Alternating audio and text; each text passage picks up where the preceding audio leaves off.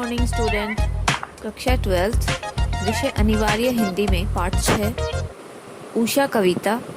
लेखक हैं शमशेर बहादुर सिंह। हमने जीवन परिचय पढ़ा शमशेर सिंह बहादुर का। पाठ्य पुस्तक में शमशेर सिंह बहादुर की कविता उषा समाविष्ट है।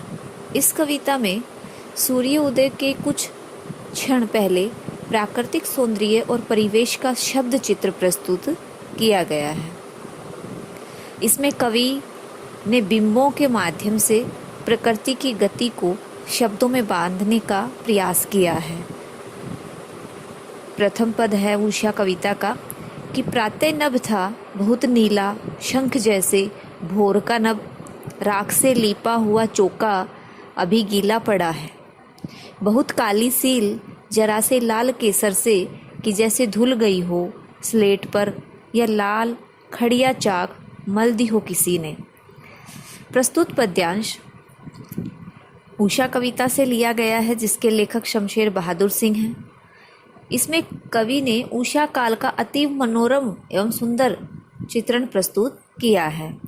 कवि कहते हैं, प्रातःकाल से पहले का वर्णन करते हुए कहते हैं कि प्रातः नभ था। प्रातः नभ का मतलब नभ माने आकाश।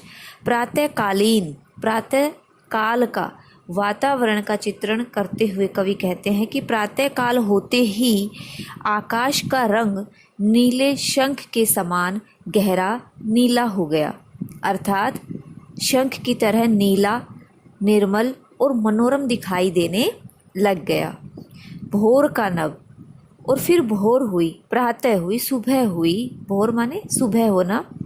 और जैसे ही प्रातः हुई तो प्रातः में जो नभ था, जो आकाश था, वो ऐसा प्रतीत हो रहा था राख से लीपा हुआ चौका, कि जैसे पूरे वातावरण में लाली बिखर गई हो और उसकी नमी दिखाई देने लग गई हो। और उस नमी दिखाई देने की वजह से ऐसे लग रहा हो जैसे राख से लीपा हुआ चौका जो अभी अभी लीपने से कुछ गीला हो, ऐसा दिखाई दे रहा हो। कहने का तात्पर्य यह है लेखक का कि जैसे ही प्रातःकाल होने को आई तो प्रातःकाल होने से पहले जो नभ में हल्का हल्का कालापन दिखाई देता है और जो गीलन सी दिखाई देती है, उससे ऐसा लग रहा था जैसे राख से लीप दिया गया हो, और जो वो है मनोरम दृश्य था वह और भी सुंदर प्रतीत लगने लग गया। बहुत काली सील जरा से लाल केसर से कि जैसे धुल गई हो।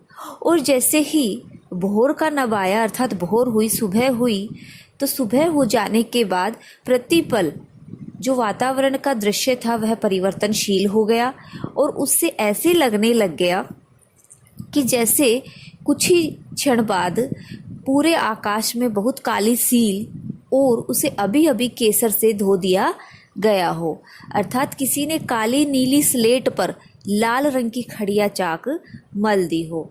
अर्थात भोर होने पर अंधेरे से आवृत आकाश काली सील स्लेट के समान दिखाई देने लग गया।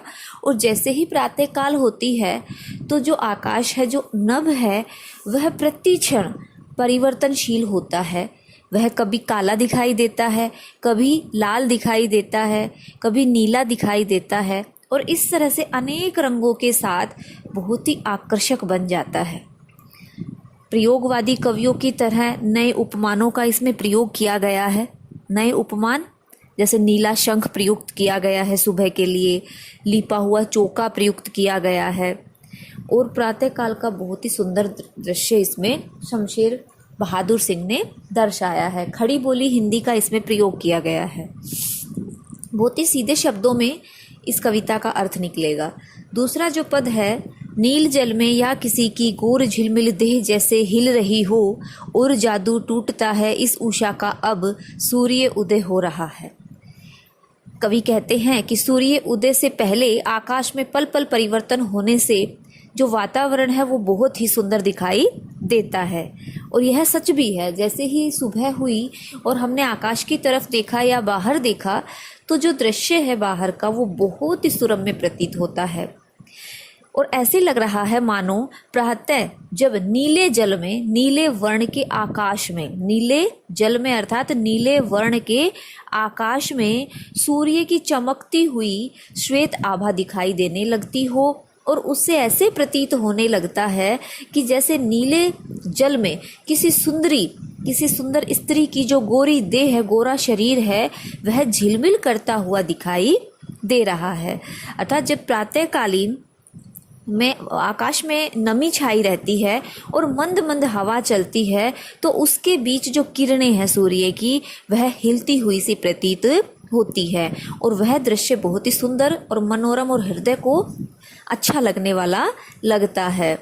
और जादू टूटता है इस उषा का, अब सूर्य उदय हो रहा है, और जैसे जैसे सूर्य की किरणें उदित होती हैं, निकल रही हैं, सूर्य उदय हो रहा है, वैसे वैसे उषा काल का पल पल बदलते रंगों का जो प्राकृतिक परिवेश है, वह और भी चमत्कारी ढंग से सुंदर प्रतीत होने लगता है।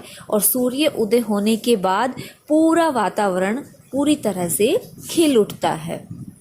मानवीकरण अलंकार का प्रयोग किया गया है दोनों ही पदों में, कि जहाँ पर भी प्रकृति की व्याख्या की जाती है, प्रकृति से रिलेटेड कोई कविता होती है, वहाँ पर मानवीकरण अलंकार का प्रयोग किया जाता है।